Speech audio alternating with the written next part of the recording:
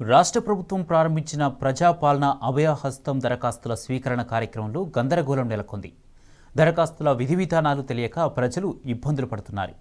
దరఖాస్తు చేసుకోవడానికి వచ్చిన జనాలకు రేషన్ కార్డు లేనిదే పథకాలు వర్తించవని అధికారులు చెప్పడంతో అసహనంతో ప్రజలు వెనుదిరిగారు. అసలు రేషన్ కార్డు లేని వారు చాలా మంది ఉన్నారని స్థానికులు మండిపడుతున్నారు.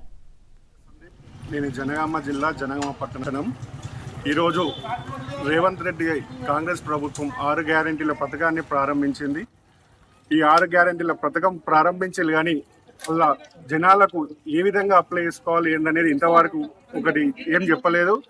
కంపల్సరీ వచ్చిన వాళ్ళందరికీ రేషన్ కార్డు కంపల్సరీ అంటున్నారు. అసలు రేషన్ కార్డు లేని వాళ్ళే చాలా మంది ఉన్నారు. రేషన్ కార్డు లేని 6 గ్యారెంటీలు ఎట్లా అప్లై చేసుకోమంటారు. మాది 21వ వార్డు. ఈ 21వ వార్డులో ఈ ఒకటే రోజు ఇది పెట్టిళ్ళు. ఇంతమంది పబ్లిక్ ఉంటారు. మా దగ్గర 1400 మంది ఓటర్లు ఉంటాం. ఈ ఒకటే రోజు ఇక్కడికి వస్తేనే మాకు ఏందనేది తెలిసింది. మీరు ఇక్కడికి వచ్చినాక చెప్తారు రేషన్ కార్డు కంపల్సరీ కావాలంటారు.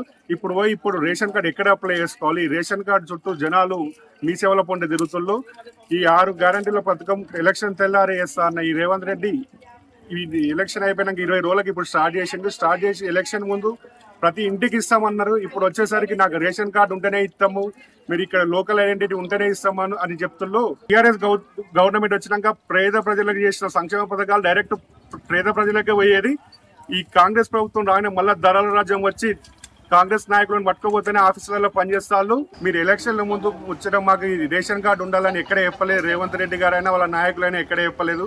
కానీ ఇక్కడికి వాళ్ళు అప్లై చేసుకుందామని వచ్చేసరికి ఇక్కడ ఆఫీసర్లు మీకు రేషన్ కార్డు ఉంటేనే ఇస్తాం ఈ 6 గ్యారెంటీలు, లేకపోతే మీరు ఎలిజిబుల్ కాదని చెప్తున్నారు.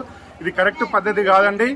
మీరు ప్రతి ఒక్కరికి 6 గ్యారెంటీలు ఇచ్చే విధంగా హుకుం జారీ చేయాలని కోరుతున్నాం.